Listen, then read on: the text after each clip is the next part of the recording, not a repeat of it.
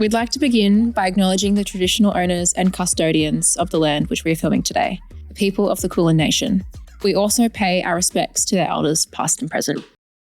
Well, hello everyone, and welcome to the newest episode of Queued Up. Today, I'm very excited about our guest.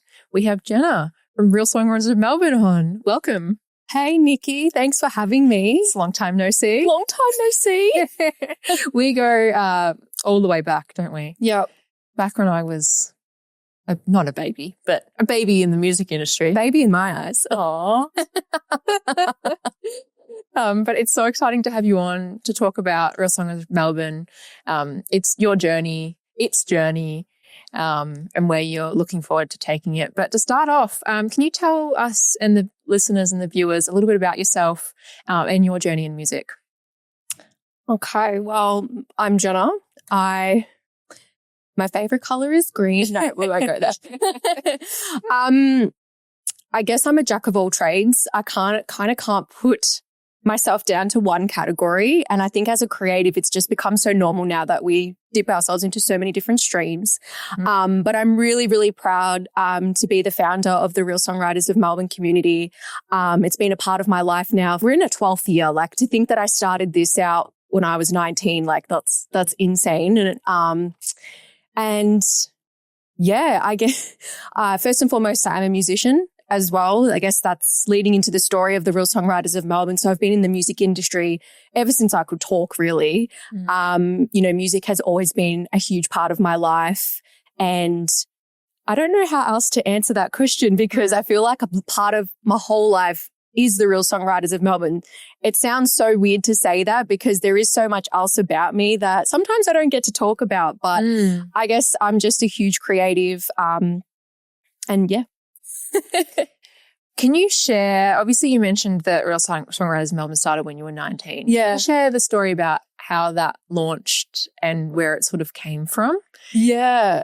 So as I said, first and foremost, I'm a musician. Yeah. I was very lucky enough to have performed in all different sorts of situations, like duos, choirs, weddings, bands. I was in an 80s rock band for 5 years. Oh, wow. So, yeah, that was pretty funny. Throughout my life, I was just very fortunate enough to just meet so many incredible musicians and so many incredible songwriters that had this talent, such talent. Like, I was a fan of their songs, but I guess back 2014, even prior to that, there wasn't really any sort of avenue for emerging original artists to share their music. And after high school, I went to study music, decided that I was already performing music. I was studying a music performance degree, and I felt like I was already doing that. So as you think in high school, you're like, I want to be a musician. So you naturally just go and study music. But because I was already performing, I thought, okay, I feel like there's something else, but I just didn't know what that was. Growing up, I remember when I was packing my lunch for school, I used to watch the Today Show, and I always used to see Richard Wilkins, interview celebrities. I'm like, that would be such a fun job. Like, I would love to do that. So I just did a full 180. I quit my course. I went to I transferred, and I studied a Bachelor of Journalism. And it wasn't until I was given a task to write a blog about whatever I wanted, I'm like, this is the perfect chance to write about these incredible people. So the Real Songwriters of Melbourne started off as a blog. And it was an opportunity for me to go to my friends. One of them, who we all know, is the dear Abby Stone. She's been a part of my life for a very long time. And I was like, hey, can I write a story about you for an assignment? She's like, yeah. And I remember when I was writing it, it didn't feel like an assignment. It really didn't. Like, it just felt so fun. And I was like, what else can I do with this? Yes. Yeah. So that's how I guess the idea started. It was just a platform for local artists to share their journey, but not only that, share their songwriting process, things that you probably wouldn't see a lot in music publications. And I guess back then, the only real thing that you would see in music publications about Australian music was of those who had necessarily made it I think of back then, it was very much like your Guy Sebastians and your Tash Sultanas, you know, so there wasn't really much of a platform for local artists to have their story told. And that's where the Real Songwriters of Melbourne came through, and hence the name, because, you know, Real Songwriters of Melbourne is us. It's us creatives, you know, trying to make a career in music. I guess that's how it was born. Yeah. And obviously since then, and since the start of it, it's evolved so much. And then obviously how I met you was joining Real Songwriters of Melbourne. When I was very lost and unsure of where to go. Because I think in the music industry, especially as a songwriter, it isn't as simple as, okay, well, I finished high school, I go to university, I get a degree, and then once I've got a degree, then I get a job. And it's very uncertain as to like where you go, how you get started, building that community around you, because I think a lot of songwriting flourishes when you have that community around you, because there's co-writing, and a lot of the co-writers that I wrote music with came from the Real Songwriters of Melbourne, who I'm still friends with to this day. So I think having that community there is so exciting. But what made you take that leap to, create in-person events? Well, the blog was primarily online only for about a couple of years. And as a performer, I wanted to take that step from bringing it from an online platform into a hybrid sort of platform, creating those events. So we first started with shows. So that's in 2016. That's where we had our first showcases. And then I just started thinking, what else can I do? How else can I help these artists? And that's when we started our networking events in 2017, where we lifted the veil for emerging artists to access industry, because that was another huge gap in the industry was who do I go to and how do I do that? And I feel I'm very proud to say that, you know, Real Songwriters of Melbourne is one of the earliest communities or businesses where we did lift that veil. And I feel like that's where, you know, there are now organizations taking that on board and doing that, because I think that is so important. But the community aspect didn't really kick in until 2020 when, you know, we couldn't physically be with each other. And I really felt for, you know, I had people in the community and friends of mine that all their gigs got cancelled.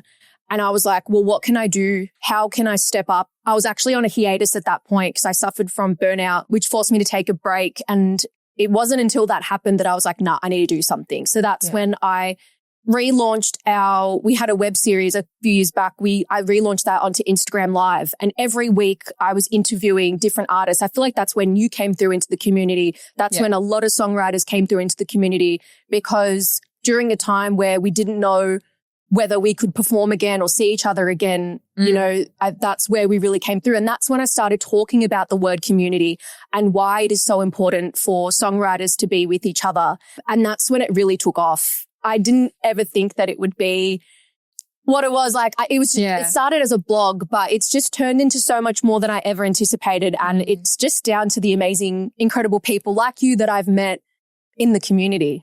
Yeah, I think I look back on it and it's like, I met that person through that networking event, or like even some of my closest friends within the music industry, like Noah and Jackie, and people that I've written songs. And I think songwriting is such a vulnerable thing as well. So once you find people that you can literally have a therapy session with and then write a song about it. Like I think I went through a year phase when Noah was hearing about the same problem for about, 2 hours every week. And we're writing songs about it. Well, yeah, because for a lot of people, music is that sort of therapy to them. And, you know, a lot of the people that are in the community are solo artists. Yeah. You know, where they are writing their own music. And it's not until they are encouraged to be a part of a community and be surrounded by those like-minded people that they're like, oh, this is cool. Like I'm in a room with people that are on the exact same journey as me. Yeah. Because I will tell you, I'm, with my friends, I don't have, now I have friends that are songwriters, but when I first started out, I was completely alone. And that's also why I really wanted to create that community, was because not only is it home to so many people, but it's also home for me as well. Yeah. You know what I mean? And it's so nice, even for myself, to just be in a room with like-minded people that also get it. And I'm very realistic in the sense of, like, even to this day, I work with artists who are still trying to find that balance between music and life. And it's true. Like we all have commitments outside of work. You know, I don't want to be that person that's like, no, music, it's just music and that's it. No, we need to find a way that to have music as a part of our lives in a sustainable way. So yeah, it's really special. What do you think is the earliest challenge you faced in the business? Would you say it was the COVID era?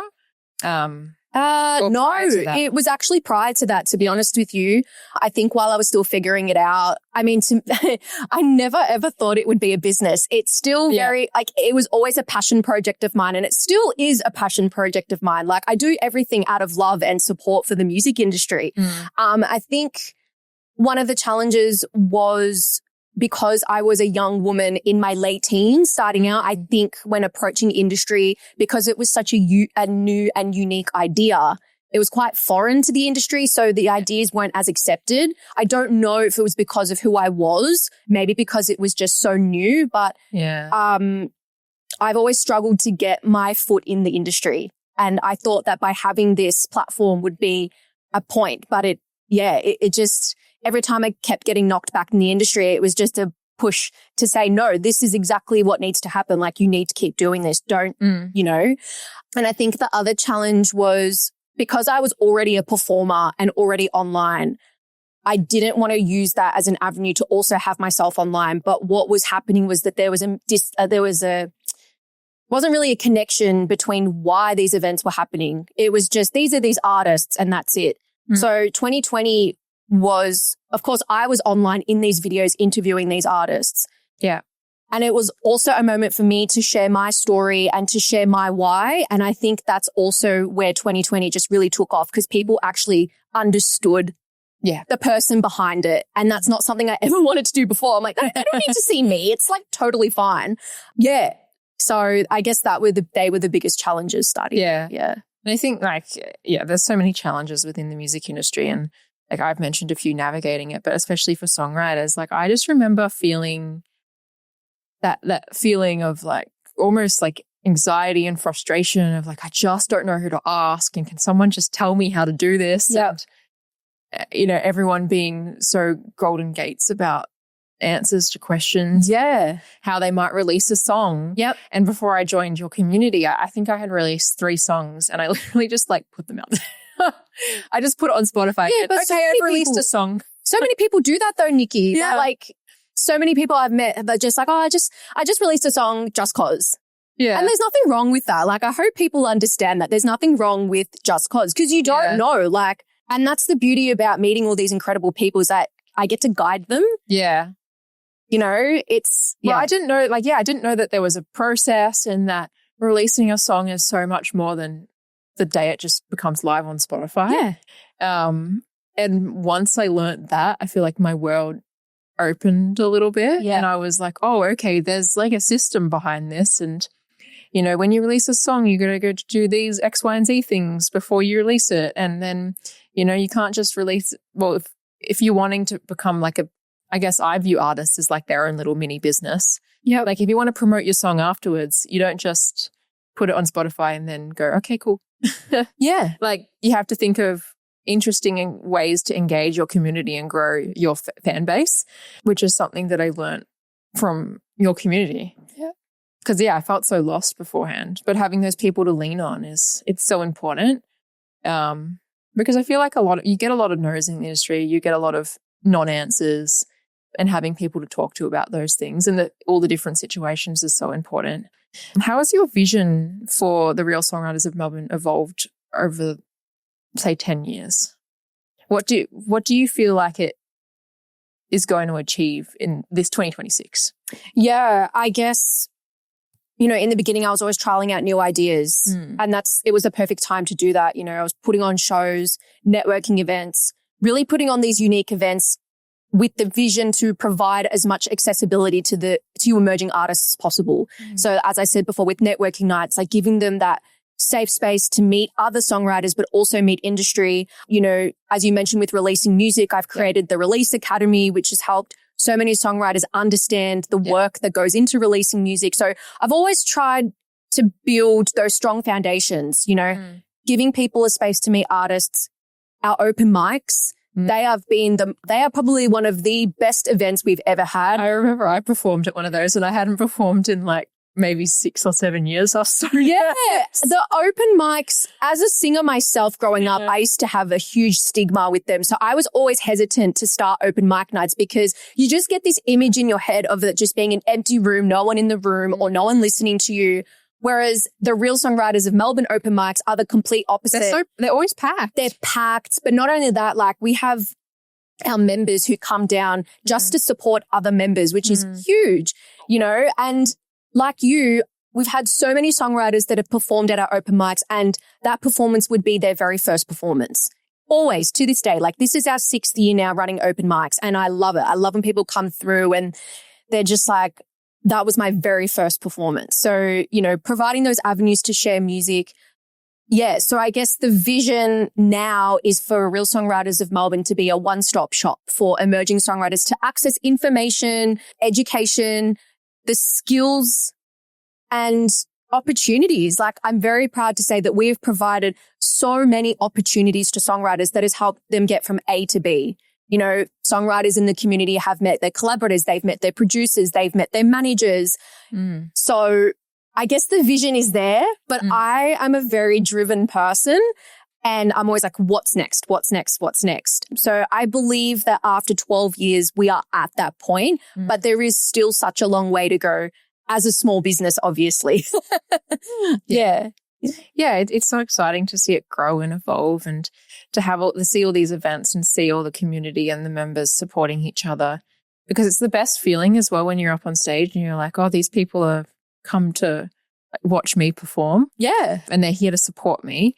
Are you able to share an anecdote or a story of an artist who went through RSOM is now doing fantastic things? Oh my God. There's so many that I can think of, but one that comes to mind, husband duo, Mr. Coe, Connor and Oscar. I've had them in the community for about this is probably their 3rd or 4th year now.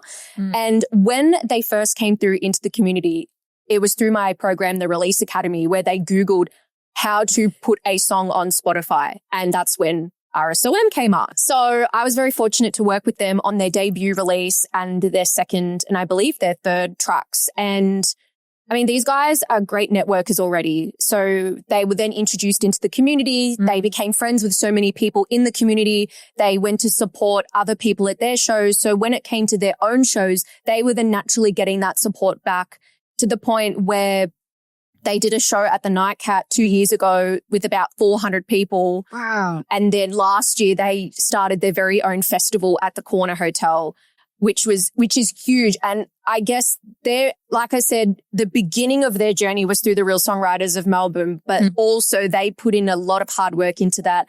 They met so many songwriters that they're now collaborating with, whether it's through this community or through other communities.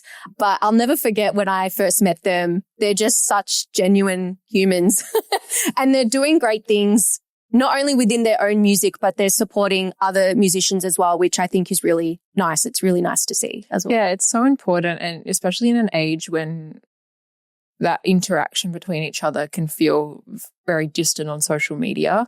I think it's nice to also have people at the shows and connect with each other in person. And now that we're able to do that. But how do you think digital platforms and social media have changed the way songwriters connect with audiences? Well, I think back to when I first started, social media was very much an advertising platform. Yep. Like you would put your pretty headshots, you would upload videos of you performing. I know YouTube was massive back then. We were uploading like cover songs and things like that. Oh God, I don't know how to delete my old YouTube channel with videos. Oh no. Okay. I'll have to find that one. Yeah. Horrible. They're kind of cute. I was like 15 back then. So I was like, oh, it's kind of cute back then.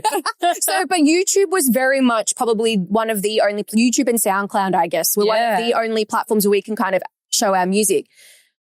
Coming to now, social media can be so overwhelming and, you know, we could have a whole chat about that. Yeah. But I still believe that you can use it to your advantage. You know, like musicians these days have so many resources at their feet. Back 12 years ago, social media wasn't really considered as a gateway to connect with people in such a deep and meaningful way.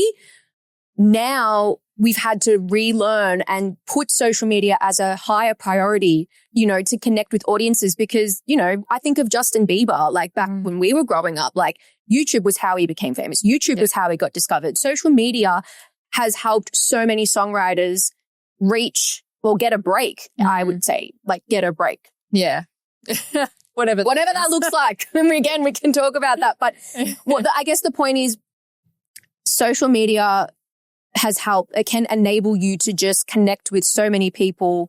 And at this point, like where from an industry perspective, if they see you doing that online, then they see you as someone that they'll be like, okay, cool, let's give this person a go because they already have that engaged following. Yeah. You know, I guess there's pros and I guess from an artist perspective, it's a con, but from an industry perspective, it's a pro because if they can see you with so many followers already engaging, you know, selling out your shows, then that's a huge tool for them to pick you up and be like, yep, cool, we'll try it. We'll give you a go. Yeah. So. Have confidence in, you know, picking someone up and giving them a go. And I think also for industry, it's that ability to find acts that potentially they wouldn't have found. Correct. If social media wasn't around. Yeah. Because there's the access and the ability is, even when I'm on Instagram and I see someone that I'm following and then tag it, like someone else they're in a songwriting session with, I'm a sticky beak. I'm like, oh, who's that person?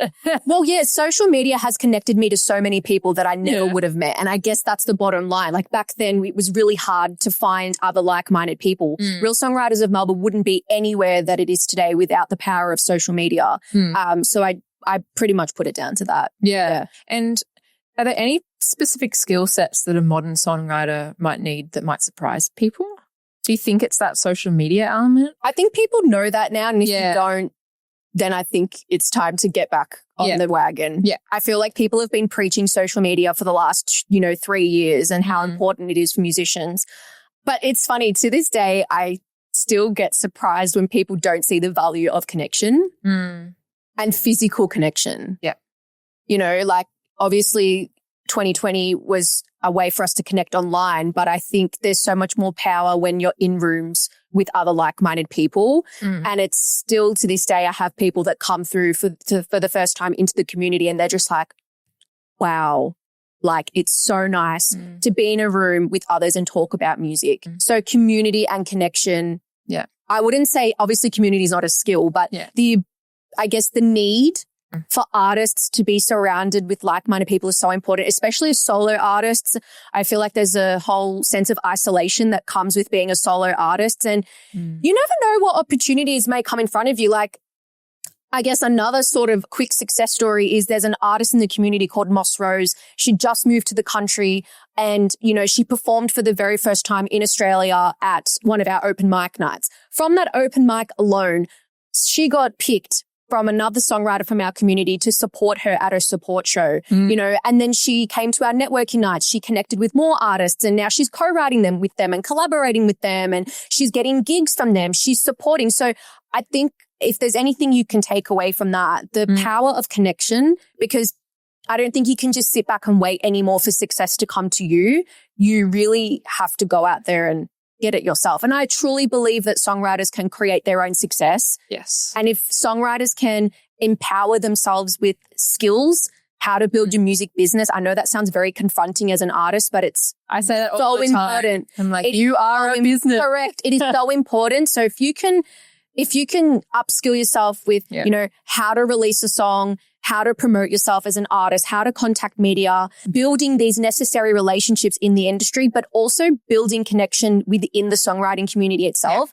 There are so many artists who don't even need the support behind them in that sense from industry because they're already doing it. They're already selling out shows. They're already gaining that community. Yeah. And I think that it's so important for people to understand, like even going to gigs, supporting other people, the people that you meet at those gigs can be industry, they can be people. And then if you email them 3 months down the track and they remember that they had a fantastic conversation with you at a gig, they're more likely to get a response. So it is that building of connection and relationships because we're all human and we all, when we have a good interaction with someone, we're definitely more likely to be like, oh, hey, like let's have a chat. Yeah. Yeah. This music industry is very much a who you know. Yes. You know, we hear that talk, but it's true. And this music industry is also very small. Like the amount of times I've had songwriters say to me, hey, do you know someone that can help me with this? And hey, do you know someone that can help me with that? If I don't know who you are, I won't connect. So I think it's really important that songwriters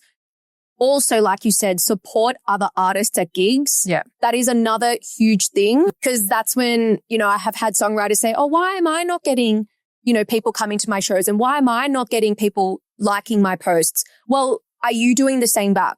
Because again, it's a who you know industry. If you give good karma, you will get that karma back. And I've seen it time and time again. Yeah. Yeah. And like I even look back on, not to get reminiscent, but my journey, and like every single opportunity I've had has come out of like some relationship connection. Yeah.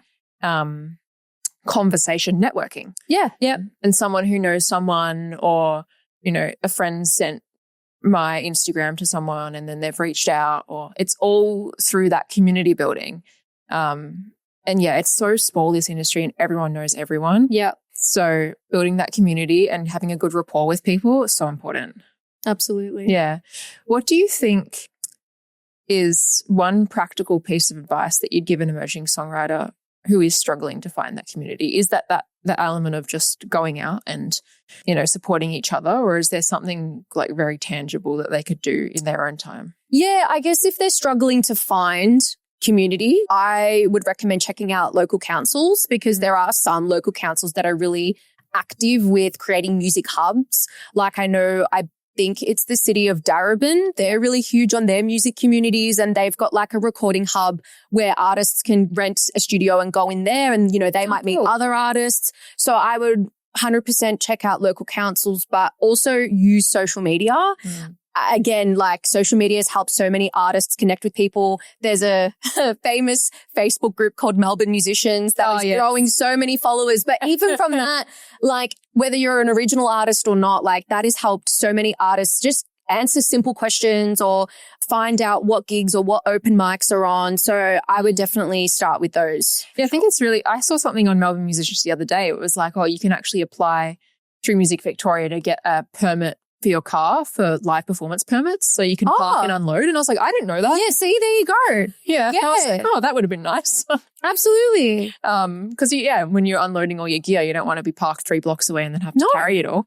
So fun facts that you learn in the groups like that. What's one way you personally stay creative and motivated whilst also running an organization for people who are creative? Oh, that is a never ending. It's a never ending journey, I will say, but it's the people. It is the people, like the members that we have right now. I love feeding off their energy. I love seeing what they're up to. I just get such a high after leaving every event, like seeing the results that are coming through, and that just drives me even more to just continue. I have talked quite a lot in the past about burnout. Yeah. So, I've had to learn how to look after myself in a healthy way so that I can be my best, because I am always on as well. Yeah.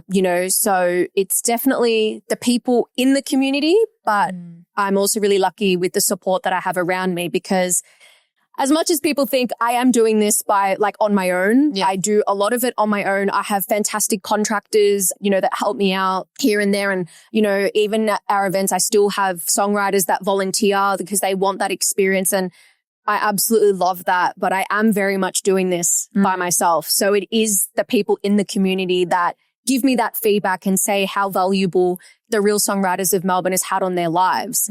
That's what keeps me going. Yeah, it's a powerful statement, and I feel it, and I think a lot of people who are potentially, no longer a part of the networking nights, but have once been a part of the community, would also say the same thing, is that we also know it's always there for us if we need it. Oh, absolutely. And that in times where we felt so confused about things, it was such a support network. Yes, I think it's really valuable, and it's so valuable. Yeah, for the emerging songwriters who is finding their feet. Yeah. And figuring out, I remember when I first joined, I didn't even know what genre I wanted to write anymore. I think I'd been doing EDM pop, and I was I just getting into songwriting rooms, and I'm just hating every song that I make. And what did I tell you?